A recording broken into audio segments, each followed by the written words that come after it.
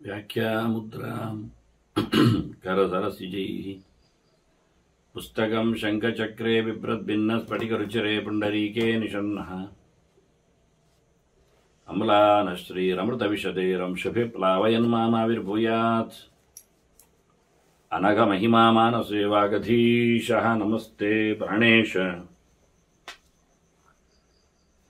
ಪ್ರಣತ ವಿಭವಾಯಾವನಿಮಗಾಹ ನಮಃ ಸ್ವಾಮಿನ್ ರಾಮಪ್ರಿಯತಮ ನಮನ್ ಗುರುಗುಣ ನಮಸ್ತುಭ್ಯಂ ಭೀಮ ಪ್ರಬಲತಮ ಕೃಷ್ಣೇಷ್ಟ ಭಗವನ್ ನಮಃ ಶ್ರೀಮನ್ಮದ್ದು ಪ್ರದಿಶ ಸುದೃಶನ್ನೋ ಜಯ ಜಯ ಶ್ರೀ ಗುರುಭ್ಯೋ ನಮಃ ನಾರಾಯಣಂ ಸುರಗುರುಂ ಜಗದೇಕನಾಥಂ ಭಕ್ತಪ್ರಿಯಂ ಸಕಲಲೋಕ ನಮಸ್ಕೃತಂಚ ತ್ರೈಗುಣ್ಯವರ್ಜಿತಮಜಂ ವಿಭುಮಾದ್ಯಮೀಶಂ ವಂದೇ ಭವಗ್ನಂ ಅಮರಾಸುರಸಿದ್ಧವಂದ್ಯಂ ನಾರಾಯಣಂ ನಮಸ್ಕೃತ್ಯ ನರಂಚೇಮ ನರೋತ್ತಮಂ ದೇವೀಂ ಸರಸ್ವತೀಂ ವ್ಯಾಸಂ ತತೋ ಜಯಮುದೀರಯೇ. ಶ್ರಾದ್ದ ಸಮೀಕ್ಷೆಯ ಚಿಂತಕರಿಗೆ ವಂದನೆಗಳು. ಶ್ರಾದ್ದ ಸಮೀಕ್ಷೆಯ 25ನೆಯ ಪ್ರವಚನ.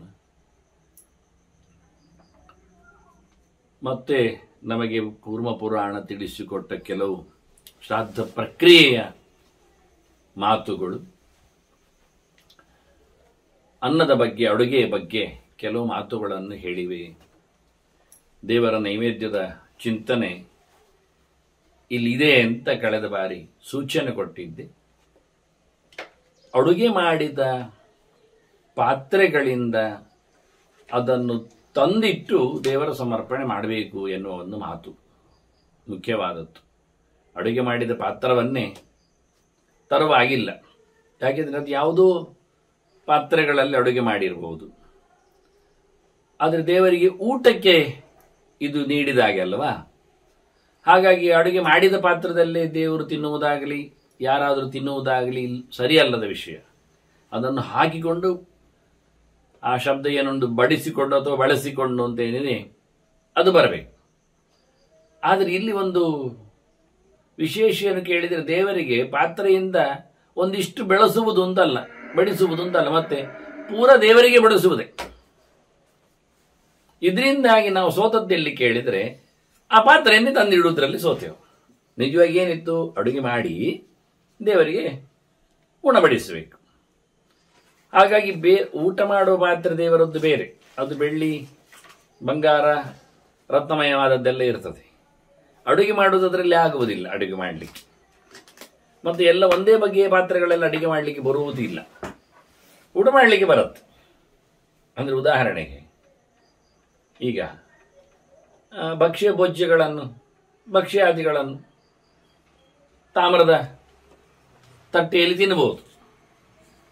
ಆದರೆ ಹುಳಿ ಪದಾರ್ಥಗಳನ್ನು, ಪಾಯಸ ಮುಂತಾದನ್ನು ತಾಮ್ರದ ತಟ್ಟೆಯಲ್ಲಿ ಹಾಕ್ಲಿಕ್ಕೆ ಆಗ್ತದ? ಅದು ಪಾಯಸಿತವಾದದ್ದನ್ನು ಹಾಕಲಿಕ್ಕಿಲ್ಲ ತಾನೆ, ಮತ್ತು ಅದು ಹಾಳಾಗತ್ತೆ, ಕೆಲವತ್ತೆ. ಹೀಗಾಗಿ ಊಟದ ತಟ್ಟೆ ಬೆಳ್ಳಿ ಹೆಚ್ಚಿನ ಜನರಲ್ಲಿ ಇರ್ತದೆ, ಶ್ರೀಮಂತರಲ್ಲಿ. ದೇವರಿಗಂತೂ ಬಂಗಾರ ಬೇಕು, ರತ್ನಮಯವಾದದ್ದು ಬೇಕು. ವಿಶ್ವ ದೇವಸ್ಥಾನಕ್ಕೆ ನಾವು ಸುವರ್ಣಮಯ ಪಾತ್ರಂ ಅಂತ ಹೇಳಿಕೊಳ್ತೇವೆ, ಬಂಗಾರದ ತಟ್ಟೆ ಅಂತ. ಮತ್ತು ಪಿತೃಸ್ಥಾನಗಳಿಗೆ ರಜತಮಯ ಪಾತ್ರಂ ಅಂತ, ಬೆಳ್ಳಿಯ ತಟ್ಟೆ ಅಂತ ಹೇಳುತ್ತೇವೆ. ಹೀಗಿರುವಾಗ ದೇವರ ಊಟದ ವೈಭವ ಹೀಗಿರಬೇಡ. ಹಾಗಾಗಿ ನಾವು ಮಾಡಿದ ಕಟಾರಗಳಲ್ಲಿ, ಕೌಳಿಗೆಗಳಲ್ಲಿ, ದೊಡ್ಡ ದೊಡ್ಡ ಕಂಚಿನ ಪಾತ್ರೆಗಳಲ್ಲಿ ದೇವರಿಗೆ ಉಣಬಡಿಸುವುದಲ್ಲ, ತಂದಿಡುವುದಲ್ಲ. ಅದರಿಂದ ಉದ್ಧೃತ್ಯ ಪಾತ್ರೆ ಚಾನ್ನಂ ತತ್ ಸರ್ವಸ್ಮಾತ್ ಪ್ರಕೃತಾನ್. ಪುನಃ ಎಲ್ಲ ಪದಾರ್ಥಗಳ ಅಡುಗೆ ಮಾಡಿದ್ದರಿಂದಲೂ, ಅಂದರೆ ಬಾಣಲೆಯಲ್ಲೆಲ್ಲ ಹುರಿದಿರ್ತಾರೆ, ಕಾಯಿಸಿರ್ತಾರೆ, ಎಲ್ಲ ಅದನ್ನು ತಂದಿಡುವುದ?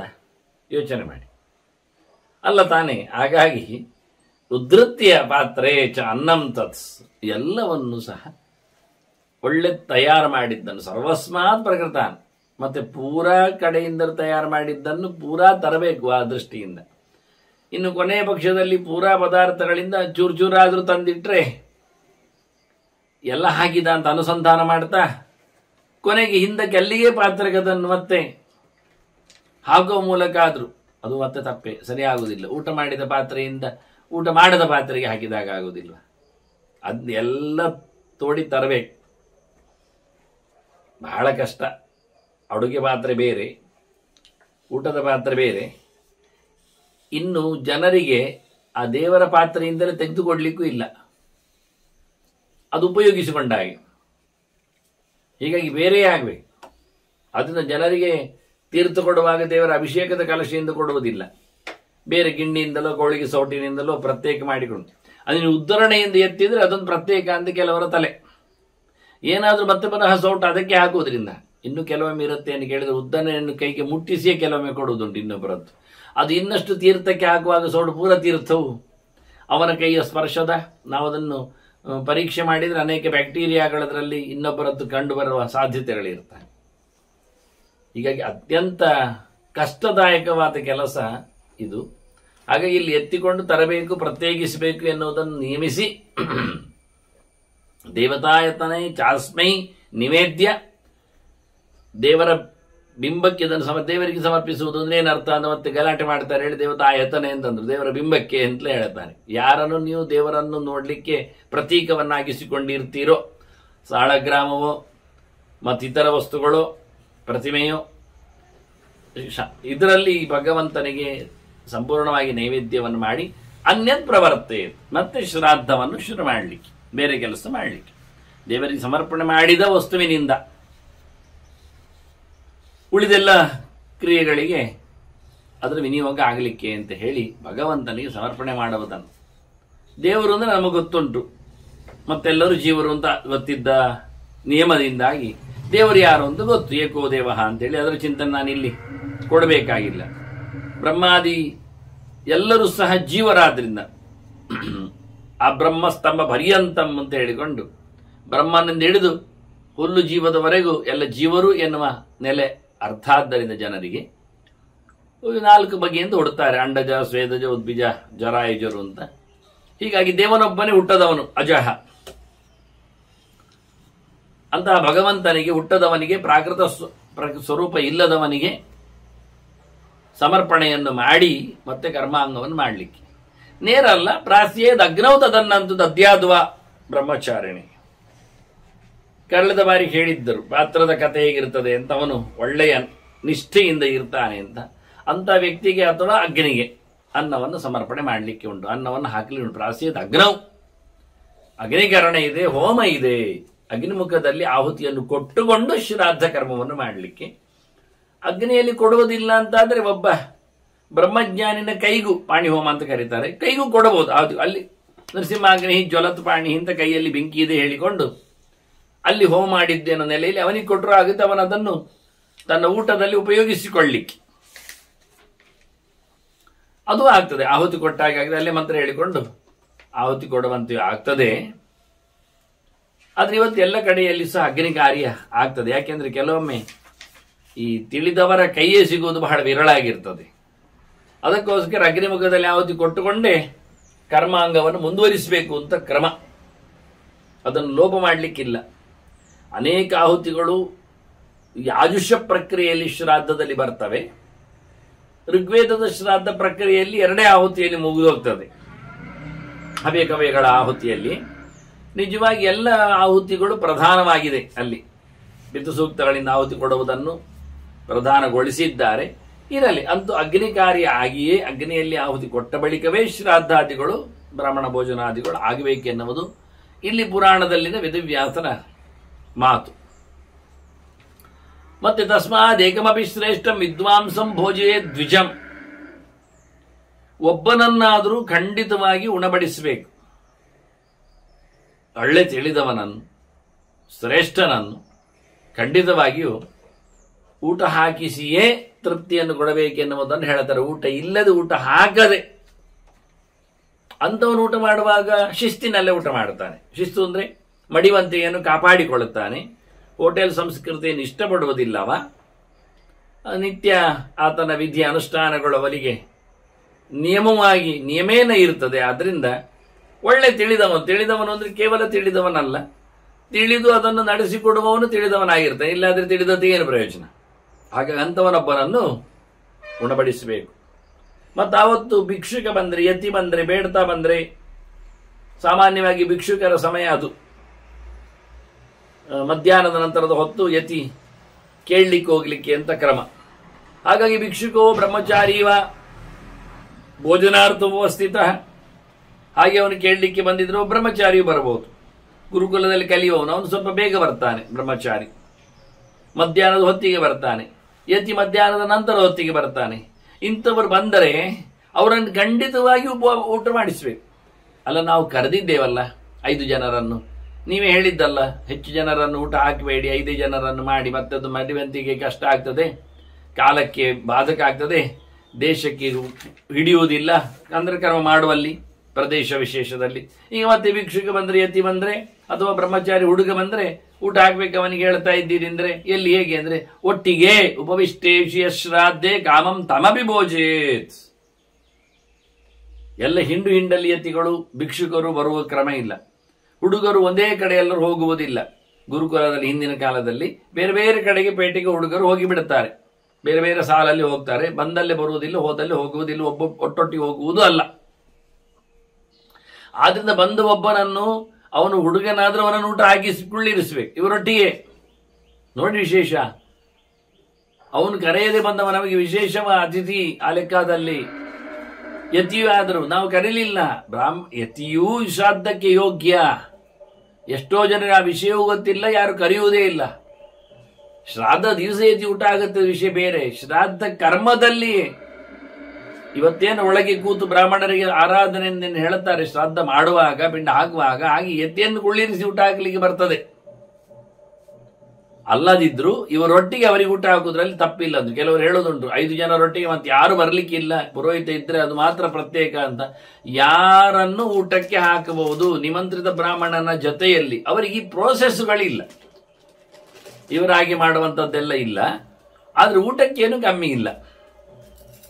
ಹಾಗಾಗಿ ಅವನನ್ನು ಖಂಡಿತವಾಗಿ ಇವರೊಟ್ಟಿಗೆ ಅತಿಥಿರ್ಯಸ್ಯ ನಾಶ್ನಾದಿನದ ಶ್ರಾದ್ದಂ ಪ್ರಶಸ್ಯತೆ. ಇಲ್ಲ ನಾವು ಕೊಟ್ಟು ಕಳಿಸ್ತೇವೆ, ಊಟ ಹಾಕುವುದಿಲ್ಲ, ನಮಗೆ ಸರಿಯಾಗುವುದಿಲ್ಲ ಅಂದ್ರೆ ಕೆಲವೊಮ್ಮೆ ಅವರು ಉರುಳಿದವರು ದುರ್ಗುಟ್ಟಿ ನೋಡ್ತಾರೆ. ಯಾಕೆ ಯತಿಯ ಪರೀಕ್ಷೆ ಇಲ್ಲ ಅಲ್ಲ, ಇಲ್ಲಿ ಒಳ್ಳೆ ಪರೀಕ್ಷೆ ಮಾಡಿ ಬ್ರಾಹ್ಮಣನನ್ನು ಕರೆದು ಊಟಕ್ಕೆ ಹಾಕ್ತಾ ಇದ್ದೀರಿ. ಈ ಬ್ರಹ್ಮಚಾರಿ ಯತಿ ಅಂದಾಗ ಅವರಿಗೆಲ್ಲ ಒಂಥರ ವಿಚಿತ್ರ ಅನ್ನಿಸ್ತದೆ, ಇವರೊಟ್ಟಿಗೆ ನಮ್ಮೊಟ್ಟಿಗೆ ಇವರಿಗೆ ಊಟ ಹಾಕುದಾ ಅಂತ. ನಿಜವಾಗಿ ಆಗಲ್ಲವ. ಈ ಅತಿಥಿ ಇದ್ದಾನೆ, ಅವನಿಂದ ಇವರು ಪಾವನರಾಗ್ತಾರೆ, ಒಂದು ವಿಷಯ. ಎರಡನೇದ್ದು, ನಿಜವಾಗಿ ಯಾರೊಬ್ಬ ತಿಳಿದವನಿದ್ದಾನೆ, ಈ ಊಟಕ್ಕೆ ಬರುವವನು ತಿಳಿದವನನ್ನು ಕರಿಬೇಕಲ್ವಾ, ಸಲಕ್ಷಣವಾದವನ್ನ ಕರಿಬೇಕಂತಾರೆ.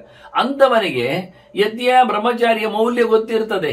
ಈ ಸಂದರ್ಭದಲ್ಲಿ ಅವನು ಮತ್ಸರಗ್ರಸ್ತನಾಗುವುದರಲ್ಲಿ ಅರ್ಥ ಇಲ್ಲ. ಹಾಗೆ ಮಾಡಿದ್ರೆ ಅವನು ಯೋಗ್ಯ ಬ್ರಾಹ್ಮಣನೂ ಅಲ್ಲ ಆ ಲೆಕ್ಕದಲ್ಲಿ. ಇನ್ನೇನು ದ್ರವ್ಯ ಇವರಿಗೆ ಹಂಚಿ ಹೋಗುತ್ತೆ, ಅವನಿಗೊಂದಿಷ್ಟು ದಕ್ಷಿಣೆ ದಾನಗಳನ್ನೆಲ್ಲ ಕೊಡ್ತಾನೆ, ತಮಗೆ ಕಮ್ಮಿ ಆಗ್ತದೆ ಅಂತ ಲೋಭತನವು ಅವನಲ್ಲಿ ಇರಬಾರದು. ಅವನು ಊಟದ ಬ್ರಾಹ್ಮಣನಾಗುವುದಿಲ್ಲ ಆಗ.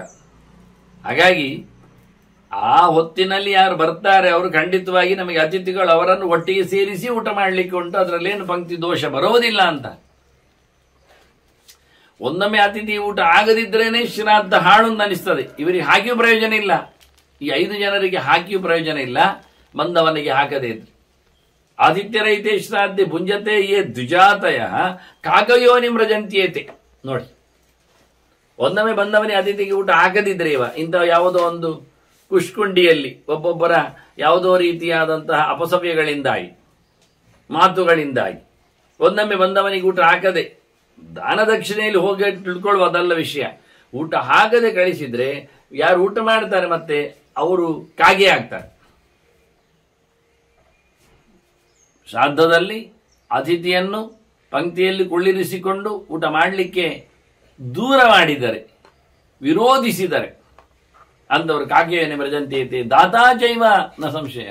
ಯಜಮಾನನಿಗೂ ಕಾಗೆ ಜನ ಬರ್ತದೆ, ಕೊಡದಿದ್ದವನ್ ತಪ್ಪು, ಕೂತ್ಕೊಳ್ಳಿಕ್ಕೆ ಬಿಡದ್ದವರ ತಪ್ಪಿದೆ. ಏನಿದ್ರು ಪೊಸಿಷನ್ ಅಲ್ಲಿ ಪ್ರಕರಣದಲ್ಲಿ ಬಂದವನಿಗೆ ಹಾಕದೇ ಇದ್ದದ್ದು ಟೋಟಲಿ ಹಾಳು. ಹಾಕ್ಬೇಕು. ಅತಿಥಿ ಹೇಗಿರ್ತಾನೆ ಎಂತವನಂತ ಅರ್ಥ ಆಗುವುದಿಲ್ಲ ನಮಗೆ. ಅತಿಥಿಯ ಒಳಗೆ ಯಾವ ನೆಲೆಯಲ್ಲಿ ಭಗವಂತನ ಸನ್ನಿಧಾನಾದಿಗಳು ಬರ್ತವೆ, ಪಿತೃ ಸನ್ನಿಧಾನ ಏರ್ಪಡುತ್ತದೆ ಎಂದು ಗೊತ್ತಿಲ್ಲ. ಆದ್ರಿಂದ ವ್ಯಾಸರೇ ಹೇಳಿದ ಮಾತಾದ್ರಿಂದ ಬಂದವನಿಗೆ ಆ ಕಾಲದಲ್ಲಿ ಊಟಕ್ಕೆ ಹಾಕಿಬಿಡು. ಇದಿಷ್ಟು ಹಿನ್ನೆಲೆಯಲ್ಲಿ ಹೇಳಿದ್ರೆ, ಯತ್ತತ್ರ ಕ್ರಿಯತೆ ಕರ್ಮ ಪೈತೃಕಂ ಬ್ರಾಹ್ಮಣಾನ್ ಪ್ರತಿ ತತ್ ಸರ್ವಮೇವ ಕರ್ತವ್ಯಂ ವೈಶ್ವದೇವತ್ವ ಪೂರಕಂ. ಇಲ್ಲಿ ವಿಶೇಷ ಏನು ಕೇಳಿದ್ರೆ ನೀವು ಮಾಡುವಂಥದ್ದು ಪಿತೃಕರ್ಮ, ಪೈತೃಕ. ಪಿತೃಶ್ರಾದ್ದ, ಪಿತೃಮೇಧ, ಹಿರಿಯರ ದಿನಾಚರಣೆ, ಸಾರಿ ಮಕ್ಕಳ ದಿನಾಚರಣೆ ಇದ್ದಾಗೆ, ಗತಿಸಿದವರ ಹಿರಿಯರ ದಿನಾಚರಣೆ ಇದು. ಹಾಗೆ ಮಾಡುವಾಗ ಅವರಿಗೆ ಮೊದಲು ಕರ್ಮಾಂಗಗಳು ನಡೆಸಿಕೊಡುವುದಲ್ಲ. ಅರ್ಘ್ಯ ಬಾದ್ಯಾದಿ ಉಪಚಾರ ಇರಬಹುದು, ಅಥವಾ ಸ್ವಾಗತಾದಿಗಳಿರ್ಬೋದು, ಅದು ಊಟದ ವಸ್ತುಗಳನ್ನು ಬಡಿಸುವುದಿರಬಹುದು.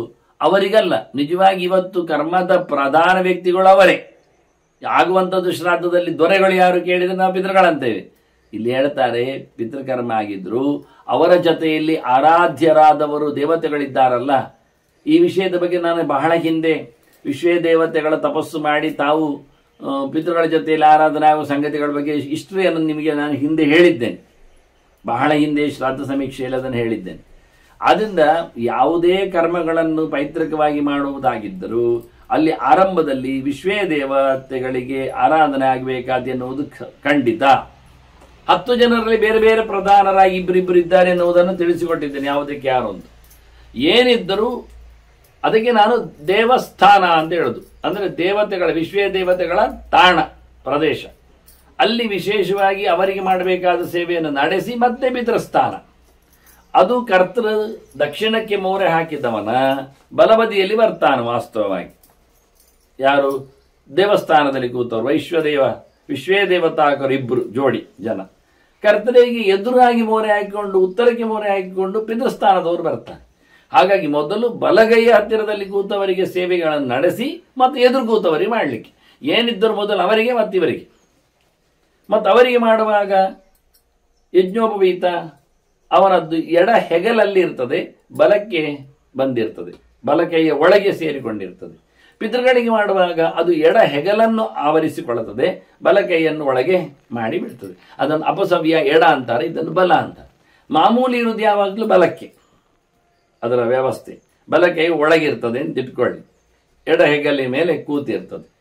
ಇದನ್ನು ತಿಳ್ಕೊಳ್ಬೇಕು. ಅಂತ ಮೊದಲು ಮಾಡುವಂಥದ್ದು ಏನಿದ್ರು ಸಹ ಉಪಚಾರಾದಿಗಳು ಕೊನೆಯ ಒಂದು ಕ್ಷಣ ಬಿಟ್ಟರೆ ಮತ್ತೆಲ್ಲ ಉಪಚಾರಗಳಲ್ಲಿ ಮೊದಲವರಿಗೆ ಸ್ವಾಗತಾದಿಗಳು ಮತ್ತೆ ಪಿತೃಸ್ಥಾನಗಳಿಗೆ ಅಂತ ಒಂದು ಸಾಮಾನ್ಯ ನಿಯಮವನ್ನು, ಒಂದೆರಡು ಅಪವಾದವನ್ನು ಬಿಟ್ಟರೆ ಮತ್ತು ಸಾಮಾನ್ಯವಾದ ನಿಯಮವನ್ನು ಇದನ್ನು ಉಲ್ಲೇಖ ಮಾಡಿ. ಮತ್ತೆ ಒಂದು ಕೂತವರಿಗೆಲ್ಲ ನಿನ್ನೆ ನಾವು ಆಸನದವರೆಗೆ ನೋಡಿಕೊಂಡೆವು, ಅವರನ್ನು ಕರೆಯುವುದೆಲ್ಲ. ಅವರನ್ನು ಕೂತ್ಕೊಳ್ಳಿಸಿದ ವಾಕ್ಯ ಯಥೋಪವಿಷ್ಟಾನ್ನ ಸರ್ವಾನ್ನತಾನ್ ಅಲಂಕುರ್ಯಾತ್ ವಿಭೂಷಣೈ, ಅವರನ್ನು ಚಂದ ಮಾಡಬೇಕು. ಸ್ನಾನದವರೆಗೆ ನಾವು ನಿನ್ನೆ ಮಾತಾಡಿಕೊಂಡೆವು. ಅಭ್ಯಂಜನಾದಿಗಳನ್ನೆಲ್ಲ ತೈಲಾದಿಗಳನ್ನೆಲ್ಲ ಕೊಟ್ಟೆವು, ಮೈವರೆಸಿ ಎಲ್ಲ ಆಯ್ತು. ಈಗ ಕೂತ್ಕೊಳ್ಳಿರಿಸಿ ಅವರಿಗೆ ಚಂದ ಮಾಡಿ ಅಲಂಕಾರ ಮಾಡಬೇಕು. ಅವರಿಗೆ ಎಲ್ಲಗಳಿಂದಲೂ ಸ್ರಗ್ಧಾಮಭಿಹಿ ಶಿರೋವೇಷ್ಟೈಹಿ ಧೂಪ ವಾಸೋನುಲೇಪನೈಹಿ, ಬಟ್ಟೆ ಹೊದಿಸುವುದಾಗಲಿ, ಆನಂತರ ಪರಿಮಳ ಭರಿಸುವುದಾಗಲಿ, ಮತ್ತೆ ಗಂಧ ಪೂಸುವುದಾಗಲಿ, ಮತ್ತೆ ತಲೆಗೆ ರುಮಾಲು ಕಟ್ಟುವುದಾಗಲಿ ಚಂದ ಮಾಡಲಿಕ್ಕೆ, ಮತ್ತೆ ಸರ, ಮಾಲೆ, ಹೂವಿನ ಮಾಲೆ, ಬಂಗಾರದ ಬೆಳ್ಳಿಯ ಆಭರಣಗಳ ಸರ, ಇವನ್ನೆಲ್ಲ ಎಲ್ಲರನ್ನು ಬಹಳ ಚೆಂದಾಗಿ ಅವರಿಗೆ ಅಲಂಕಾರ ಸಾಮಗ್ರಿಗಳಿಂದ ಅಲಂಕರಿಸಬೇಕು. ಅವರು ಸ್ವಯಂ ಪುಂಡ್ರಗಳಿಂದ ಅಲಂಕಾರವನ್ನು ಮಾಡಿಕೊಳ್ಬೇಕು. ಅದು ದೇಹಕ್ಕೆ ಚಂದ ಮಾಡಿ ಕೃಷ್ಣ ಮೆಟ್ಟಿದ ಮಣ್ಣಿನಿಂದ ಅಲಂಕಾರ ಮಾಡಿಕೊಂಡವರಾಗಿ, ಹಾಗೆ ಪಂಚಮುದ್ರೆಗಳನ್ನು ಧರಿಸಿಕೊಂಡವು. ಮತ್ತು ಅದಕ್ಕೆ ಬೇಕಾಗಿರತಕ್ಕಂತಹ ಬಟ್ಟೆ ಬರೆಗಳನ್ನು ಸಹ ಅವರು ಹಾಕಿಕೊಳ್ಳಬೇಕು. ಅವರಿಗೆ ಗಂಧೋಪಚಾರಾದಿಗಳನ್ನು ಯಜಮಾನ ನಡೆಸಬೇಕು. ಆ ಬಳಿಕ ಅವರಲ್ಲಿ ಬ್ರಾಹ್ಮಣರಲ್ಲಿ ಅಲಂಕೃತವಾದ ಬ್ರಾಹ್ಮಣನಲ್ಲಿ ಪಿತೃಗಳ ಆವಾಹನೆ. ಪಿತೃಗಳನ್ನು ತರಿಸಿದ ನಂತರ ಕೊಡೋದು ವಿಷಯ ಬೇರೆ. ಈಗ ಮದುವೆ ಆಗುವಾಗ, ಮದುವೆಯಲ್ಲಿ ಕನ್ಯೆಯನ್ನು ದಾನ ಮಾಡಿಕೊಡುವಾಗ ಅವಳನ್ನು ಬೋಳಾಗಿ ಕೊಡುವುದಲ್ಲ, ಸಾಲಂಕೃತಾಂ ಕನ್ಯಾಂ ಅಂತ ಇರೋದು. ಅಲಂಕಾರ ಮಾಡಿ ಅವಳಿಗೆ ಬೇಕಾದಂಥ ಎಲ್ಲ ಆಭರಣಗಳನ್ನು ಎಲ್ಲ ಹಾಕಿ ಇಟ್ಟು ಅದು ಸಮೇತವಾಗಿ ದಾನ ಮಾಡುವ ಕ್ರಮ. ಹಾಗೆ ಈ ಬ್ರಾಹ್ಮಣರಲ್ಲಿ ಇನ್ನು ಪಿತೃಗಳನ್ನು ಆವಾಹನೆ ಮಾಡಲಿಕ್ಕುಂಟು. ಆವಾಹನೆ ಮಾಡುವ ಮುಂಚೆ ಪಿತೃಗಳು, ಈ ಬ್ರಾಹ್ಮಣರು ಚಂದ ಆಗಿರ್ಬೇಕು. ಚಂದ ಅಂದರೆ ಅಲಂಕೃತರಾಗಿರ್ಬೇಕು. ಅದಕ್ಕೆ ಬೇಕಾಗಿರತಕ್ಕಂಥ ದ್ರವ್ಯಗಳನ್ನೆಲ್ಲ ಯಜಮಾನ ಕೊಟ್ಟು ಅವರನ್ನು ಅಲಂಕರಿಸಿ, ಹೇಗೆ ಸ್ನಾನ ಮಾಡಿಕೊಂಡು ನಾವು ಬಂದದ್ದನ್ನು ಉಲ್ಲೇಖ ಮಾಡಿದ್ದೇವೆಯೋ, ಅದಕ್ಕೆ ಬೇಕಾದಂತಹ ಎಳ್ಳು ಆಗಲಿ ಎಣ್ಣೆ ಆಗಲಿ ಎಲ್ಲ ಕೊಟ್ಟ ಅಂತ ಹೇಳಿದ್ದೇವೆಯೋ, ಅದರಂತೆ ಈ ದ್ರವ್ಯಗಳನ್ನು ಅವರಿಗೆ ಅಲಂಕಾರ ದ್ರವ್ಯಗಳನ್ನು ಕೊಟ್ಟು ಅವರಿಗೆ ಅಲಂಕರಿಸಿ ಗಂಧ ಪೂಸಿ ಮತ್ತೆ ಆ ಬ್ರಾಹ್ಮಣರು ಇದಕ್ಕೆ ಒಳ್ಳೆ ಪ್ರತೀಕ ಆಗಿದೆ. ಪ್ರತೀಕ ಚೆನ್ನಾಗಿ ಆಗಿದೆ. ಈ ಒಳ್ಳೆ ಪ್ರತೀಕದಲ್ಲಿ ಅವರನ್ನು ಆವಾಹನೆ ಮಾಡಲಿ. ತತಸ್ತು ಅಬಾಹ್ಯೇ ದೇವಾನ್ ವಿಶ್ವೇ ದೇವಾಸೀತ್ರೆ ಚ, ಇವನು ಉತ್ತರಕ್ಕೆ ಮೂರೆ ಹಾಕಿಕೊಂಡು ಕೂತು ಅವಾಹನಾದಿಗಳನ್ನು ಮಾಡಲಿಕ್ಕೆ, ಅಂದ್ರೆ ಎದ್ದೋಗಿಕೊಂಡು ಪಿತೃ ಸ್ಥಾನಗಳಲ್ಲಿ ಕೂತವರ ಪಕ್ಕದಲ್ಲಿ ಇವನು ಕೂತು ವಿಶ್ವೇದೇವ ಸ್ಥಾನದಲ್ಲಿ ಕೂತವರನ್ನು ಪೂರ್ವಕ್ಕೆ ಮುಖ ಹಾಕಿದವರನ್ನು ಉಪಚಾರ ಮಾಡಲಿಕ್ಕೆ. ಇವನು ದಕ್ಷಿಣ ಮುಖದ ಮಾಡಿ ಅಲ್ಲ, ಇವನು ಉತ್ತರ ಮುಖಕ್ಕೆ ಹೋಗ್ಬೇಕು. ಸಾಮಾನ್ಯವಾಗಿ ಯಾವತ್ತು ಹಾಗೆ ಉತ್ತಮ ಪ್ರತೀಕಗಳನ್ನು, ದೇವರ ಪ್ರತೀಕಗಳನ್ನು ಪೂಜೆ ಮಾಡುವ ಕ್ರಮ ಹೇಗೆ ಕೇಳಿದ್ರೆ, ಒಬ್ಬ ಸಾಧಕನಾದವ ಉತ್ತರಕ್ಕೆ ಮೋರೆ ಹಾಕಿ ಕೂತಿರಬೇಕು, ನಿಜವಾಗಿ ದೇವರು ಪಶ್ಚಿಮಕ್ಕೆ ಮೋರೆ ಹಾಕಿ ಕೂತಿರುತ್ತಾನೆ. ಇಲ್ಲಿ ಆದ ಪೂಜೆ ಮಾಡುವಲ್ಲಿ ವ್ಯತ್ಯಾಸ ಆಗ್ತದೆ. ಪಶ್ಚಿಮದಲ್ಲಿ ಮೋರೆ, ಇಲ್ಲಿ ಇವರು ಪ್ರಾಮುಖರೇ ಕೂತಿರುತ್ತಾರೆ. ದಕ್ಷಿಣ ಮುಖನಾದಂತಹ ಕರ್ತೃವಿಗೆ ಇವರು ಪ್ರಾಮುಖವಾಗಿ ಕೂತಿರುವುದರಿಂದ ಇವನಿಗೆ ಎದ್ದೋಗಿ ಉತ್ತರಕ್ಕೆ ಮೋರೆ ಹಾಕಿ ಕೂತವರ ಪೂಜೆ ಮಾಡಿ ಬರಬೇಕು. ಇದು ಮುಖ್ಯವಾದಂತಹ ನಿಯಮ ಆಗಿ ಬಿಡುತ್ತದೆ. ಆದರೆ ಪಿತೃವರ್ಗದವರು ಕೂತವರನ್ನು ಅವರು ಉತ್ತರಕ್ಕೆ ಮೋರೆ ಹಾಕಿ ಕೂತದ್ರಿಂದ ಇವನು ದಕ್ಷಿಣಕ್ಕೆ ಮೋರೆ ಹಾಕಿಕೊಂಡೇ ಅವರ ಸೇವೆಯನ್ನು ಮಾಡುವ ಕ್ರಮ ಅಂತ ಹೀಗೊಂದು ವಿಶೇಷವಾದಂತಹ ದಿಕ್ಕಿನ ವ್ಯವಸ್ಥೆ. ಆದರೆ ಇವನು ಕ್ರಮ ಪ್ರಕಾರವಾಗಿ ಅವರನ್ನು ಕರೆದು ಆವಾಹನೆ ಮಾಡಬೇಕು. ವಿಶ್ವೇ ದೇವಾಸ ಇತ್ರುಚ ಅಂತ ಪುರಾಣ ವೇದ ಮಂತ್ರವನ್ನು ಉದ್ಧಾರ ಮಾಡಿದ ತೋರಿಸಿಕೊಡ್ತದೆ. ವಿಶ್ವೇ ದೇವಾಸ ಆಗತ ಶೃಣುತಾಮ ಇಮಂ ಹವಂ ಏದಂ ಬರಿಹಿರ್ನಿಷೀದತ ಅಂತ ಹೇಳಿ ಬಹಳ ಚೆನ್ನಾಗಿ ಅವರನ್ನು ಕರೀದು, ಓ ವಿಶ್ವೇ ದೇವತೆಗಳೇ ಬನ್ನಿರಿ, ಶೃಣುತಾ ದೀರ್ಘ ಏನು ಸಂಹಿತಾಯಾಮ ಪದಪಾಠೇನ ವಿದ್ಯತೆ ಉಕ್ತ ಅರ್ಥಸ್ಯ ಮಹಾಧಿಕ್ಯಂ ಅಂತ ಶೃಣುತಾ ಅಂತ ದೀರ್ಘ ಇದೆ ಸಂಹಿತೆಯಲ್ಲಿ, ಶೃಣುತ ಕೇಳಿರಿ ಅಂತ. ಅದ್ಯಾಕೆ ಕೇಳಿರಿ ರಾಗೆಯಾಗಿ ಹೇಳಿದ್ರೆ ಆತ್ಮೀಯವಾದ ಆದರದಿಂದ ನೀವು ಕೇಳಲೇಬೇಕೆನ್ನತಕ್ಕಂಥ ಒಂದು ವಿಶೇಷವಾದ ಪ್ರೀತಿಯಿಂದ ಹೇಳಿದ್ದು ಅಂತ ಹೇಳಲಿಕ್ಕೆ, ಸಂಹಿತೆಯಲ್ಲಿ ಇಲ್ಲದ ದೈರ್ಘ್ಯವನ್ನು ಪದದಲ್ಲಿಲ್ಲದ ದೈರ್ಘ್ಯವನ್ನು ಸಂಹಿತೆಯಲ್ಲಿ ನಾವು ಕಂಡರೆ ಅದರ ಅರ್ಥದಲ್ಲಿನ ಆಧಿಕ್ಯವನ್ನು ಗಮನಿಸಬೇಕು ಅಂತ ಆಚಾರ್ಯ ಮಧ್ವರು ವೇದ ಸ್ವರದ ಮೇಲೆ ಕೊಟ್ಟಿರತಕ್ಕಂಥ ಒಂದು ಚಂದವಾದಂತಹ ಮಾತು. ಹಾಗಾಗಿ ಶೃಣುತಾ ಮೇ ನನ್ನ ಇಮಂ ಹವಂ, ಈ ನನ್ನ ಕಾಲ್ ಅಂದ್ರೆ ಕರೆಯನ್ನು ನೀವು ಕೇಳಬೇಕು, ನನ್ನ ಆಹ್ವಾನವನ್ನು ನೀವು ಕೇಳಿರಿ, ಕೇಳಿಸಿಕೊಳ್ಳಿರಿ, ಆತ್ಮೀಯವಾಗಿ ಹೇಳುವಂಥದ್ದು. ಈ ಆ ಇದಂ ಬರಿಹಿರ್ ನಿಷೀದತ, ಈ ನಮ್ಮ ಆ ನಿಷೀದತ ಇದಂ, ಈ ನನ್ನ ಏನು ದರ್ಬೆಯ ಆಸನ ಇದೆ ಅದರಲ್ಲಿ ಒಂದು ನೀವು ಚೆನ್ನಾಗಿ ಕೂತ್ಕೊಳ್ಳಿ ಹೇಳಿ ಅವರನ್ನು ಪ್ರಾರ್ಥನೆ ಮಾಡಿ ಕುಳ್ಳಿರಿಸುವ ಕ್ರಮ. ಅದಕ್ಕೋಸ್ಕರ 2 ದರ್ಬೆಗಳನ್ನು ಇಡ್ಲಿಕ್ಕೆ, ದ್ವೇ ಪವಿತ್ರೇ ಗೃಹೀತ್ವಾತ, ಇಬ್ಬರಿಗೆ 2 ಪವಿತ್ರಗಳನ್ನು, ಪವಿತ್ರ ಗ್ರಂಥಿ ಹಾಕಿದ್ದನ್ನು 8ರಾಗಿ ಕಾಣುತ್ತದೆ ಪವಿತ್ರ ಗ್ರಂಥಿ ಎನ್ನುವುದು. ಅಂತಹ ಒಂದು ಒಳ್ಳೆಯ ಕೂರ್ಚವನ್ನು ಮಾಡಿ ಅದು ಖಾಲಿ ದರ್ಬೆಗಳನ್ನಾದರೂ ಹಾಕಿಟ್ಟು, ದ್ವೇ ಪವಿತ್ರೇ ಗೃಹೀತ್ವಾತ ಭಾಜನೆ ಕ್ಷಾಲಿತೆ, ಪುನಃ 2 ಪಾತ್ರೆಗಳನ್ನು ತೊಳೆದವರ ಲೆಕ್ಕಾಚಾರದಲ್ಲಿ ಅರ್ಘ್ಯ ಕೊಡ್ಲಿಕ್ಕೆ ನಮಗೆ ಬೇಕು. ಅದಕ್ಕೋಸ್ಕರ ಅದನ್ನು ಒಳ್ಳೆ ರೀತಿಯಿಂದ ತಯಾರು ಮಾಡಲಿಕ್ಕೆ ಉಂಟು. ಅದಕ್ಕೆ ಬೇಕಾಗಿರುತ್ತೆ ದ್ರವ್ಯಾದಿಗಳನ್ನು ಹಾಕಲಿಕ್ಕೆ ಉಂಟು. ಅದಕ್ಕೆ ತುಂಬಿಸ್ಲಿಕ್ಕೆ ನೀರು, ಶನ್ನೋ ದೇವಿ ಅಭಿಷ್ಟ ಯಾವೋ ಭವಂತು ಭೀತೇ ಶಯ್ಯೋರಭಿಸ್ರವಂತುನಃ ಅಂತ, ಶನ್ನೋ ದೇವಿಯ ಜಲಂಕ್ಷಿಪ್ತವ, ಅದರಲ್ಲಿ ನೀರು ಹಾಕ್ಲಿಕ್ಕೆ 2 ತಟ್ಟೆ, ಇಬ್ಬರಿಗೆ 2 ತಟ್ಟೆಯಲ್ಲಿ ಅರ್ಘ್ಯ ಕೊಡ್ಲಿಕ್ಕೆ. ಒಂದೇ ತಟ್ಟೆಯಲ್ಲಿ ಇಬ್ಬರಿಗೆ ಕೊಡುವುದಲ್ಲ, ಒಬ್ಬನೇ ಇದ್ರೆ 1 ತಟ್ಟೆ ಸಾಕಾಗ್ತದೆ, ವಿಷಯ ಬೇರೆ. 2 ತಟ್ಟೆ, ಒಬ್ಬನೇ ಇದ್ರು 2 ತಟ್ಟೆ ಮಾಡಿ 2 ತಟ್ಟೆಯಿಂದ ನೀರು ಹಾಕೊಂಡು ಕೊಡಬೇಕು.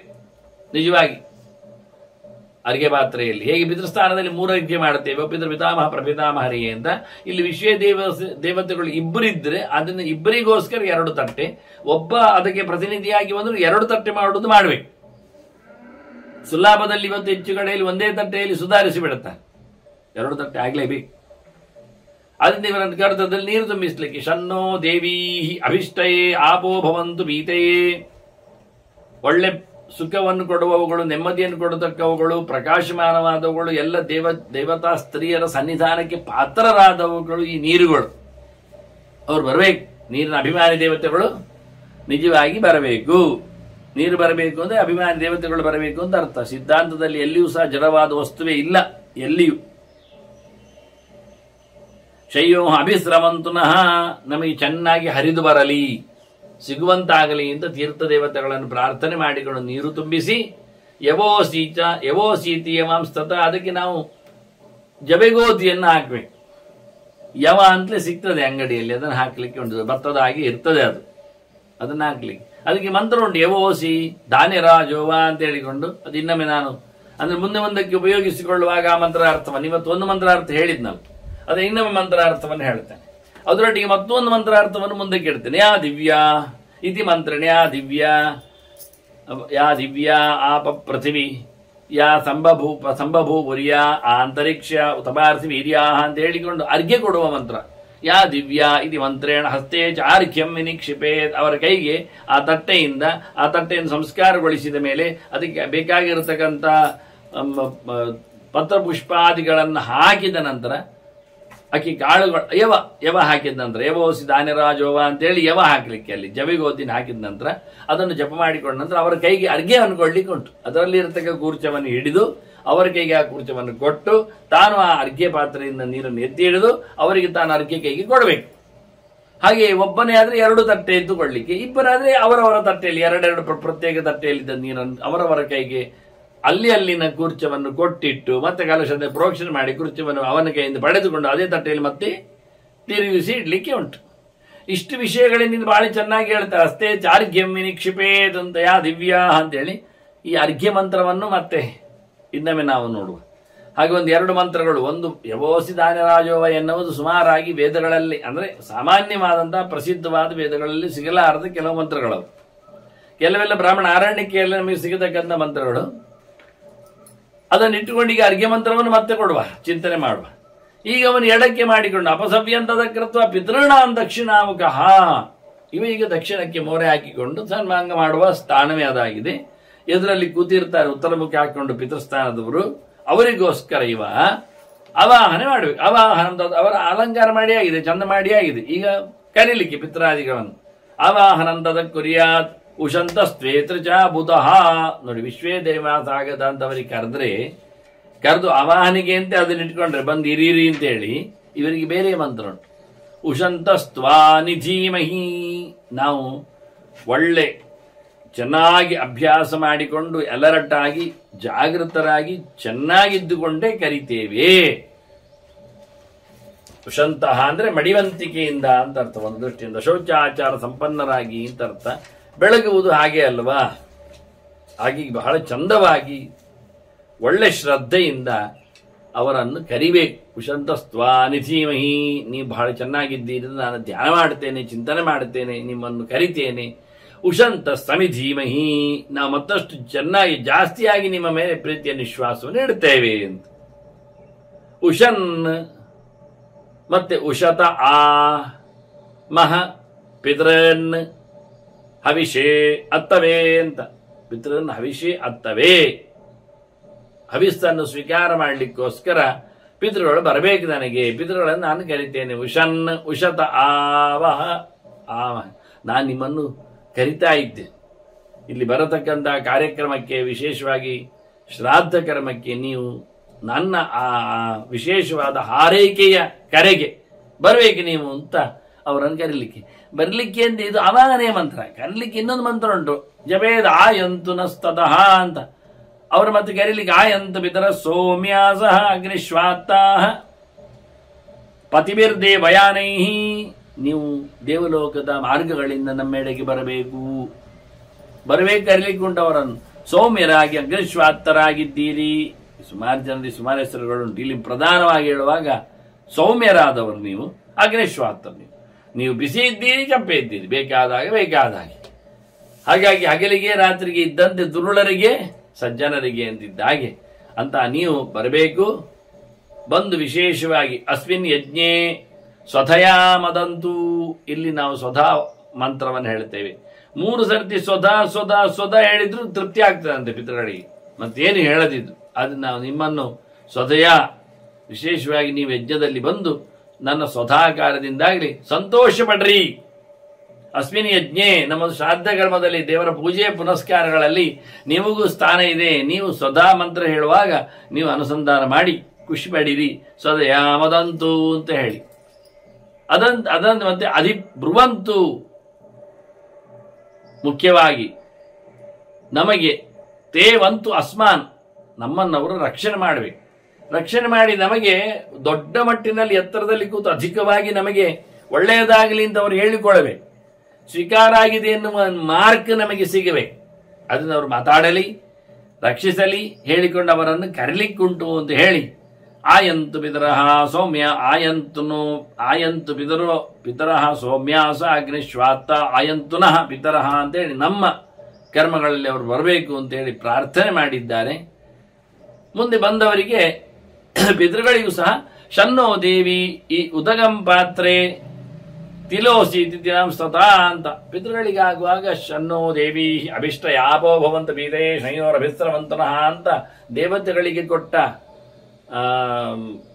ಒಟ್ಟು ಮಾಡಿದ ನೀರಿನ ವಿಷಯದಂತೆ ಇಲ್ಲಿ ಸಹ ಕಲಶ ಮಾಡಿ ಪೂರ್ಣಗೊಳಿಸಿ ಅದರಲ್ಲಿ ತುಳಸಿ ತಾಂಬೂಲ ತುಳಸಿ ವಿಶೇಷವಾದಂಥ ಪುಷ್ಪ ಇತ್ಯಾದಿಗಳನ್ನು ಹಾಕಿಕೊಂಡು ಮತ್ತೆ ಮುಖ್ಯವಾಗಿ ನೀರಾಗುವಾಗ ಅದು ಹಿಂದಿನದ್ದೇ ಮಂತ್ರ ಶನ್ನೋದೇವಿ ಅಭಿಷ್ಟೇ ಆಪೋ ಭವಂತು ಪೀತೆಯೇ ಶಯೋರಭಿಸ್ರವಂತುನಃ ನಮಗೆ ಒಳ್ಳೆಯ ರೀತಿಯಿಂದ ಸುಖಕರವಾಗಿ ನಮ್ಮ ಕೈಕಾಲುಗಳಿಗೆ ಅದು ಸಿಗಲಿ, ವೃದ್ಧಿಯಾಗಲಿ, ಮನೆ ಮಂದಿಗೆ ಬರಲಿ ಹೇಳಿಕೊಳ್ಳುವ ಪ್ರಾರ್ಥನೆಯನ್ನು ಮಾಡಿದ ಹಾಗೆ ಕೊನೆಗೆ ತಿಲೋಸಿ ತಿಲ ಅಂತ ತಟ್ಟೆಗೆ 3 ತಟ್ಟೆಗೆ ಪಿತೃಪಿತಾಮಹ ಪ್ರಪಿತಾಮಹ ಅಥವಾ ಮಾತೃ ಇವರ ವಿಶೇಷವಾದಂತಹ ತಟ್ಟೆಗಳಿಗೆ ಎಳ್ಳುಗಳನ್ನು ಹಾಕ್ಲಿಕ್ಕೆ ಅದಕ್ಕೂ ಮಂತ್ರ ತಿಲೋಸಿ ಸ್ವದೈವತ್ಯ ಅಂತ ಮಂತ್ರ ಯವೋಸಿ ಇದ್ದ ಹಾಗೆ ಮುಖ್ಯವಾಗಿ ದೇವತೆಗಳ ತಟ್ಟೆ ಆಗುವಾಗ ವಿಷಯ ದೇವತಾ ಸ್ಥಾನದಲ್ಲಿ ಯವವನ್ನು ಹಾಕ್ಲಿಕ್ಕಿತ್ತು. ಜವೆಗೋಧಿ, ಇವತ್ತು ಜವೆಗೋಧಿಯ ಬದಲಿಗೆ ಅಕ್ಕಿಯನ್ನೇ ಹಾಕಿ ಬಿಡ್ತಾರೆ, ಅದರಲ್ಲಿ ಸುಧಾರಿಸ್ತಾರೆ. ತರಿಸಬೇಕು ಒಂದಿಷ್ಟಾದ್ರು, ಅದು ಸುಮಾರಾಗಿ ಮದ್ದಿನ ಅಂಗಡಿಯಲ್ಲಿ ಇರ್ತದೆ ಆಯುರ್ವೇದದ್ದು. ಒಂದು ಇಡೀ ಕೊಟ್ಟರೆ ಬಹಳ ಕಮ್ಮಿ, ದುಂಡೆ ಜಾಸ್ತಿ ಏನೋ ದುಡ್ಡಿಲ್ಲ ಅದಕ್ಕೆ, ಅಷ್ಟೇ ಎಲ್ಲ ಬೇಡ, ನಿಜವಾಗ ಸ್ವಲ್ಪ ಸಾಕಾಗ್ತದೆ. ಅದು 2-3 ಸತಿ 2-3 ಜನರಿಗೆ 2-3 ಕಾಲದಲ್ಲಿ ಆಗ್ತದೆ ಅದು ಬಿಡಿ. ಅದನ್ನಲ್ಲಿ ಹಾಕಿಕೊಂಡಾಗೆ ಇಲ್ಲಿ ಎಳ್ಳನ್ನು, ಅಲ್ಲಿ ಯವೋಸಿ ಹೇಳುವ ಮಾತಿತ್ತು, ಇಲ್ಲಿ ತಿಲೋಸಿ ಸೋಮದೇವತೆ ಅಂತೇಳಿ. ನಿಜವಾಗಿ ತಿಲ ಅನೇಕ ಪಾಪಗಳ ನಿವೃತ್ತಿಗೊಳಿಸುವಲ್ಲಿ ಪ್ರಶಸ್ತವಾದದ್ದು. ಹಾಗೆಯೇ ಪ್ರಾಣಾಪಾನೋಬ್ರೀಹಿ ಯವವು ಅಂತ ಹೇಳಿದ ಹಾಗೆ ಯವದಲ್ಲಿ ಪ್ರಾಣಶಕ್ತಿಯ ವಿಶೇಷವಾದ ಸನ್ನಿಧಾನವಿದೆ. ಇದೆರಡನ್ನು ಗುರುತಿಸಲಿಕ್ಕೋಸ್ಕರವೇ ಅದೆರಡನ್ನು ಪ್ರತ್ಯೇಕವಾಗಿ ದೇವ ಅರ್ಘ್ಯ ಪಾತ್ರದಲ್ಲಿಯೂ ಪಿತೃ ಅರ್ಘ್ಯ ಪಾತ್ರೆ ಅದನ್ನು ಹಾಕಿಕೊಳ್ಳಿಕ್ಕೆ ಹೇಳ್ತಾರೆ. ಹೀಗೆ ಕ್ಷಿಪ್ತ್ವಾಚ ಅರ್ಘ್ಯಂ ಯಥಾಪೂರ್ವಂ ದತ್ವ ಹಸ್ತೇಶ್ವೈ ಪುನಃ, ಮತ್ತೆ ಅವರ 3 ಜನರಲ್ಲಿ ಅರ್ಘ್ಯವನ್ನು ಕೊಡ್ಲಿಕ್ಕೆ ಅವರವರ ಪಾತ್ರೆಯಿಂದ ತೆಗೆದು 3 ಪಾತ್ರೆ ಆಗಿರಬೇಕು. ಅದು 3 ಪಾತ್ರೆ ಇಡುವ ಕ್ರಮ ದಕ್ಷಿಣಕ್ಕೆ ಉತ್ತರದಿಂದ ಒಂದಕ್ಕೊಂದು ಮೇಲಕ್ಕೆ ಇಟ್ಟು ಅದೇ ಅರ್ಘ್ಯ ಪಾತ್ರದಿಂದಲೇ ಪವಿತ್ರವನ್ನೆತ್ತಿಕೊಂಡು ಅವರ ಕೈಯಲ್ಲಿ ಕೊಟ್ಟು ಅರ್ಘ್ಯವನ್ನು ಕೊಡ್ಲಿಕ್ಕೆ. ಯಾ ದಿವ್ಯಾ, ಅದೇ ಹಿಂದಿನದ್ದೇ ಮಂತ್ರ, ಪೃಥ್ವಿ ಯಾ ಅಂತರಿಕ್ಷ ಪೃಥ್ವಿಯಾಹ ಅಂತರಿಕ್ಷಯಾಯ ಪೃಥ್ವಿಯಾಹ ಅಂತೇಳಿ ಅದೇ ಮಂತ್ರವನ್ನು ಮತ್ತೆ ಆ ನೀರು ಎಲ್ಲಿಂದೆಲ್ಲ ಬಂದಿದೆ ಅಂತ ಅನುಸಂಧಾನ ಮಾಡುವ ಮೂಲಕ ಅರ್ಘ್ಯೆಯಲ್ಲಿ ಬೇಕಾದಷ್ಟು ಪದಾರ್ಥಗಳನ್ನು ಹಾಕಲಿಕ್ಕಿವೆ. ಹಾಗಾಗಿ ಆ ಪದಾರ್ಥಗಳ ಚಿಂತನೆ ಜೊತೆಯಲ್ಲಿ ಅರ್ಘ್ಯವನ್ನು ಅವರಿಗೆ ಸಮರ್ಪಿಸಬೇಕು. ಅರ್ಘ್ಯ ಮಂತ್ರವನ್ನು ಮತ್ತೊಮ್ಮೆ ನಾನು ತಿಳಿಸಿಕೊಡುತ್ತೇನೆ ಅಂತ ಹೇಳಿದ್ದೇನೆ. ಇದು 2 ಕಡೆಯಲ್ಲಿ ಒಂದೇ ಬಗೆಯಾದಂತಹ ಅರ್ಘ್ಯ ಮಂತ್ರಗಳು. ಮುಖ್ಯವಾಗಿ ಅದು ವಿಶೇಷವಾದಂತಹ ಒಳ್ಳೆ ರೀತಿಯಿಂದ ನಮಗೆ ಎಲ್ಲಿಂದ ಬಂದಿದೆ ಅಂತ ತನ್ನ ಉಗಮ ಸ್ಥಾನಗಳನ್ನು ಚಿಂತನೆ ಮಾಡುತ್ತಾ ಅದರ ಅರ್ಥವನ್ನು ಅದು ತೋರಿಸಿಕೊಟ್ಟಿದೆ. ಅರ್ಘ್ಯ ಕೊಟ್ಟ ಬಳಿಕ ಇಲ್ಲಿ ಎಲ್ಲ ಕರ್ಮಾಂಗದಲ್ಲಿ ಮೊದಲು ವಿಶ್ವ ದೇವಸ್ಥಾನಕ್ಕೆ ಆರಂಭ ಮೊದಲು ಅಲ್ಲಿ ಕೂತವರಿಗೆ ಮತ್ತೆ ಪಿತೃಸ್ಥಾನದವರಿಗೆ ಅಂತ ಹೇಳುವುದನ್ನು ಮಾಡಿ ಹೇಳಿದ್ರು ಅವರು ಸಮಷ್ಟಿಯಾಗಿ. ಇನ್ನೊಂದು ಹೇಳ್ತಾರೆ, ಯಜ್ಞೋಪವೀತಿನ ಹೋಮ ಕರ್ತವ್ಯ ಕುಶಪಾಣಿನ, ಅಲ್ಲಿ ನಿಮಗೆ ಹೋಮ ಮಾಡ್ಲಿಕ್ಕೆ ಹೇಳಿದ್ದಾರೆ. ಹೋಮ ಮಾಡಿದ್ರೆ ಬ್ರಹ್ಮಚಾರಿ ಕೈಗೆ, ಜ್ಞಾನಿಯ ಕೈಗೆ ಕೊಡ್ಲಿಕ್ಕೆ ಹೇಳಿದ್ದಾರೆ. ಹಾಗಾಗಿ ಅಲ್ಲಿ ಏನ್ ಮಾಡ್ಲಿಕ್ಕೆ, ವೈಶ್ವದೇವ ಅಂದ್ರೆ ವಿಶ್ವ ದೇವತೆಗಳಿಗೆ ಮಾಡತಕ್ಕಂಥ ಹೋಮಗಳು ಅಥವಾ ಇಲ್ಲಿ ಶ್ರಾದ್ದದಲ್ಲಿ ಮಾಡತಕ್ಕಂಥ ಹೋಮಗಳು ಇದೇನು ಅಪಸವ್ಯದಲ್ಲಿ ಅಲ್ಲ. ಯಜ್ಞೋಪವೀತಿನ ಹೋಮ ಕರ್ತವ್ಯ ಅಂತ ಕುಶಪಾಣಿನ, ಕೈಯಲ್ಲಿ ದರ್ಬೆ ಹಾಕಿಕೊಂಡೇ, ದರ್ಬೆ ಹಿಡಿದುಕೊಂಡೇ, ದರ್ಬೆಯ ಪವಿತ್ರವನ್ನು ಧಾರಣೆ ಮಾಡಿಕೊಂಡೇ ಕ್ರಮಬದ್ಧವಾಗಿ ಮಂತ್ರಗಳಿಂದ ಅವನು ಹೋಮವನ್ನು ಮಾಡಲಿಕ್ಕೆ ಉಂಟು. ಆಗ ಯಜ್ಞೋಪವೀತನಾಗಿಯೇ ಇರಬೇಕು ಅವನು ಅಪಸವ್ಯದಲ್ಲಿ ಎಡಕ್ಕೆ ಹಾಕಿಕೊಂಡಲ್ಲ. ಪ್ರಾಚೀನ ವೀತಿನ ಪಿತೃಯ, ಪ್ರಾಚೀನ ವೀತಿ ಅನ್ನೋದು ಎಡಕ್ಕೆ ಹಾಕೊಳ್ಳುವಂಥದ್ದು ಪಿತೃಕರ್ಮಗಳಿಗೆ ಮಾತ್ರ. ಹಾಗಾಗಿ ಇಲ್ಲಿ ಪಿತೃಹೋಮಗಳನ್ನು ಒಪ್ಪಿದಾಗಿ ಉಂಟು. ಹಾಗೆ ಎಡಕ್ಕೆ ಹಾಕಿಕೊಂಡು ಪಿತೃಕರ್ಮದಲ್ಲಿ ಬಾಕಿಯಾಗಿರತಕ್ಕಂಥ ಹೋಮವನ್ನು ಮಾಡ್ಲಿಕ್ಕೆ ಉಂಟು ಹೇಳಿದಾಗ ಆಯ್ತು ಅವರು ಆ ದೃಷ್ಟಿಯಿಂದ. ಹಾಗಾಗಿ ಆಜುಷ ಪ್ರಕ್ರಿಯೆ ಒತ್ತು ಕೊಟ್ಟ ಹಾಗೆ ಉಂಟು. ವೈಶ್ವದೇವಂತೂ ಹೋಮತ್ತು, ಮತ್ತೆ ವೈಶ್ವದೇವ ಮಾಡ್ಲಿಕ್ಕೆ ಉಂಟು. ಅನ್ನ ಮಾಡಿದ ನಂತರ ಅದನ್ನು ದೇವರಿಗೆ ಸಮರ್ಪಣೆ ಮಾಡಿದ ನಂತರ ಗೋ ಸೇವೆಗೆ ಕೊಟ್ಟ ಬಳಿಕ ಅದನ್ನು ಯಥಾಶಕ್ತಿಯಾಗಿ ಅಗ್ನಿಮುಖದಲ್ಲಿ ಆರಾಧನೆ ಮಾಡಿ ಒಂದಿಷ್ಟು ಹವಿಸ್ಸುಗಳನ್ನು ಭೂತಬಲ್ಯಾದಿಗಳಿಗೆ ಹೇಳಿಕೊಟ್ಟಂತೆ ಮಾಡಲಿಕ್ಕೆ ಉಂಟು. ಅದನ್ನು ಆಡಿದ ಬಳಿಕ ಅದನ್ನು ಮಾಡುವುದು ಹೇಗೆ, ಎಡದಲ್ಲಿ ಮಾಡಿಕೊಂಡಲ್ಲ, ಅದು ಬಲದಲ್ಲಿ. ಆಗ ಅಪಸವ್ಯ ಮಾಡಲಿಕ್ಕಿಲ್ಲ. ಖಾಲಿ ಪರಿಷೇಕಕ್ಕೆ ಮಾತ್ರ ಹೇಳಿಕೊಂಡಾಗೆ ಅಥವಾ ಅದು ಪಿತೃಕರ್ಮದಲ್ಲಿ ಮಾತ್ರ ಬರುವ ಹಾಗೆ ಇಲ್ಲಿ ಎಲ್ಲ ಕಡೆಯಲ್ಲಿ ಸಹ ಒಳ್ಳೆ ರೀತಿಯಿಂದಲೇ ಕರ್ಮಾಂಗಗಳನ್ನು ಎಲ್ಲಿವರೆಗೆ ಯಜ್ಞದ ಉಪವೇತದ ಚಿಂತನೆಯವರೆಗೂ ಸಹ ಭಗವಂತನ ಎಚ್ಚರದಲ್ಲಿ ಆತ ಮಾಮೂಲಿ ಬಲಕ್ಕೆ ಹಾಕಿಕೊಳ್ಳುವ ಉಪವೀತದಲ್ಲಿ ಅಂದ್ರೆ ಎಡದ ಭುಜದಲ್ಲಿ ಕೂತ್ಕೊಳ್ಳುವ ಹಾಗೆ ಮಾಡಲಿಕ್ಕೆ, ಪಿತೃಗಳಿಗೆ ಮಾಡುವಾಗ ಮಾತ್ರ ಪ್ರಾಚೀನ ವೀತಿನಾ ಪೈತ್ರ್ಯಂ ವೈಶ್ವದೇವ ಅಂತೂ ಹೋಮವತ್, ವೈಶ್ವದೇವ ಆದ್ರೆ ಹೋಮದ ಹಾಗೆ ಬಲದಲ್ಲಿ ಇಟ್ಟುಕೊಂಡು ಮಾಡಲಿಕ್ಕೆ. ಮತ್ತೆ ಕೂತ್ಕೊಳ್ಳುವಾಗೆ ಕೂತ್ಕೊಳ್ಬೇಕು. ಅದಕ್ಕೊಂದು ನಿಯಮ ಹೇಳ್ತಾರೆ, ದಕ್ಷಿಣಾಂ ಪಾತಯೇತ್ ಜಾನುಂ ದೇವಾನ್ ಪರಿಚರನ್ ಪುಮಾನ್. ದೇವತೆಗಳ ಸೇವೆ ಉಪಚಾರ ಮಾಡುವಾಗ ಅವನು ತನ್ನ ಬಲಕಾಲಿನ ಗಂಟನ್ನು ನೆಲಕ್ಕೆ ಕೊಡಬೇಕು, ನೆಲಕ್ಕೆ ಇಡಬೇಕು. ಕೂತ್ಕೊಳ್ಳುವಾಗ ಎಡಗಂಟನ್ನು ನೆಲಕ್ಕೆ ಕೊಡುವುದಲ್ಲ, ಎಡಕಾಲಿನ ಗಂಟನ್ನು. ಕಾಲಿನ ಗಂಟು ಬಲವಾದ್ದು ಕೆಳಗೆ ಬಿದ್ದರೆ ಅಂದ್ರೆ ಕೆಳಗೆ ನೆಲದಲ್ಲಿದ್ದರೆ ಅದು ದೇವತೆಗಳ ವೈಶ್ವ ದೇವತೆಗಳ ಸಮಾರಾಧನೆಗೆ ಸರಿ ಅಂತ ಅರ್ಥ. ಪಿತೃಣಾಂ ಪರಿಚರ್ಯ, ಒಂದೊಮ್ಮೆ ಇದರದ್ದು ಮಾಡುವುದಾದ್ರೆ ಪರಿಚರ್ಯಾಸು, ಪಿತೃಣಾಂ ಪರಿಚರ್ಯಾಸು, ಪಿತೃದೇವತೆಗಳ ಸೇವೆ ಮುಂತಾದ ಮಾಡುವುದಾದ್ರೆ ಆಗ ಪಾತ ಇತರಂ ತತ, ಆಗ ಎಡಗಂಟನ್ನು ನೆಲದಲ್ಲಿ ಇಡಲಿಕ್ಕೆ. ಹಾಗಾದ್ರೆ ಬಲಗಂಟನ್ನು ಎತ್ತಿಡಬೇಕಾದ್ದು ದೇವರ ಸೇವೆಯಲ್ಲಿ, ಎಡಗಂಟನ್ನು ಎತ್ತಿಡಬೇಕಾದ್ರೂ ಬೇರೆ ಸೇವೆಯಲ್ಲಿ. ಆದ್ರಿಂದ ಕಾಲನ್ನು ನೀವು ಒಂದನ್ನು ಮಡಿಸಿಕೊಂಡ್ರೆ ಬಲಕಾಲನ್ನು ನೀವು ನರಸಿಂಹ ಕೂತಾಗಿ ಅಂದ್ರೆ ಸಾಲಗ್ರಾಮ ಕ್ಷೇತ್ರದ ನರಸಿಂಹ ಕಾಲೆದ್ದಿ ಕೂತಿದ್ದಾನೆ, ಕೈಯಲ್ಲಿ ಚಕ್ರ ಎತ್ತಿಕೊಂಡು ಕೂತಿದ್ದಾನೆ. ಹಾಗಾಗಿ ಒಂದು ಕಾಲು ಕೆಳಗೆ ಒಂದು ಕಾಲು ಮೇಲೆ ಮಾಡಿದ್ದಾನೆ ಮಡಿಸಿ. ಕೂತದ್ದು ಆಸನದಲ್ಲಿ ಪೀಠದಲ್ಲಿ ನೆಲದಲ್ಲಿ ಅಂತ ಇಟ್ಕೊಳ್ಳಿ. ಆಗ ಅವನದ್ದು ಒಂದು ಕಾಲು ಮೇಲಕ್ಕೆ ಬಂದಿದೆ. ಒಂದು ಕಾಲು ಮೇಲಕ್ಕೆ ಮಾಡಿಕೊಂಡು ಈಗ ಗಂಟು ಮೇಲೆ ಮಾಡಿಕೊಂಡು ಕೂತು ಬಿಟ್ರೆ, ಇನ್ನೊಂದು ಕಾಲು ಗಂಟು ಕೆಳಗೆ ನೆಲದಲ್ಲಿ ಇದ್ದು ಬಿಟ್ರೆ ಹೀಗೊಂದು ರೀತಿಯಿಂದ ಕೂತು ಸುಲಭವಾಗಿ. ಮತ್ತೆ ಕುಕ್ಕುಟಾಸನದಂತೆ ಭಂಗಿ ಹಾಕಿಕೊಂಡೆಲ್ಲ ಬಿದ್ದರೆ ಮುಕ್ಕರಿಸಿ ಬೀಳ್ಬೇಕಾಗ್ತದೆ. ಕೆಲವೊಮ್ಮೆ ಗಂಟನ್ನು ಆಚಿಟ್ಟುಕೊಂಡು ಈಚಿಕೊಂಡು ಅದು ಆಟವೇ ಆಗ್ತದೆ, ಮೇಲೆ ಕೆಳಗೆ ಎದ್ದು ನಿಲ್ಲುವುದು. ಒಂದು ರೀತಿಯಿಂದ ಸರ್ಕಸ್ ಮಾಡಿದರೆ ಚಂದವೇ. ಶ್ರಾದ್ದ ಪ್ರಕ್ರಿಯೆಯಲ್ಲಿ ಸುಮಾರು ಸತಿ ಮೇಲೆ ಕೆಳಗೆ ಏಳಲಿಕ್ಕೆ ಆಚೆಗೆ ಈಚೆಗೆ ಮಾಡಲಿಕ್ಕುಂಟು. ಕೈಗೆ ಕಾಲಿಗೆಲ್ಲ ಕೆಲಸ ಜಾಸ್ತಿ ಇದೆ. ಚೆನ್ನಾಗಿ ಅಭ್ಯಾಸ ಮಾಡಿದಾಗ ಸುಮಾರು ಹೊತ್ತು ಹಿಡಿತದೆ. ಹಾಗಾಗಿ ಇದನ್ನೊಂದು ಇದರೆಲ್ಲದರ ಸೀಕ್ರೆಟ್ ನಾವು ರಹಸ್ಯವನ್ನು ಹುಡುಕಲೇಬೇಕಾಗ್ತದೆ. ಕಾಲು ಗಂಟು ಕೊಟ್ಟಂದ್ರೆ ನಮಸ್ಕಾರ ಮಾಡುವಾಗ ಪದ್ಭ್ಯಾಮ್ ಕರಾಭ್ಯಾಮ್ ಜಾನುಭ್ಯಾಮ್ ಅಂತ ಹೇಳ್ತಾರೆ. ಗಂಟು ಕಾಲು ನೆಲಕ್ಕೆ ತಾಗಬೇಕು ದೇವರಿಗೆ ನಮಸ್ಕಾರ ಮಾಡುವಾಗ ಅಂತ. ಇದನ್ನು ಕೆಲವೆಡೆ ಹೇಳೋ ಜಾನುಭ್ಯಾಮ್ ಅವನಿಂಗತಃ ಎನ್ನುವ ಮಾತಲ್ಲಿ ಹೇಳ್ತಾರೆ. ಗಂಟಿನಿಂದ ನೆಲವನ್ನು ತಾಗಿಸಿದ ಅಂದ್ರೆ ಏನಾಯ್ತು, ಮಂಡಿ ಊರಿ ಕುಳಿತ ಅನ್ನೋ ಶಬ್ದ ಉಂಟಲ್ಲ, ಅದು ಸಂಸ್ಕೃತದ ಶಬ್ದ.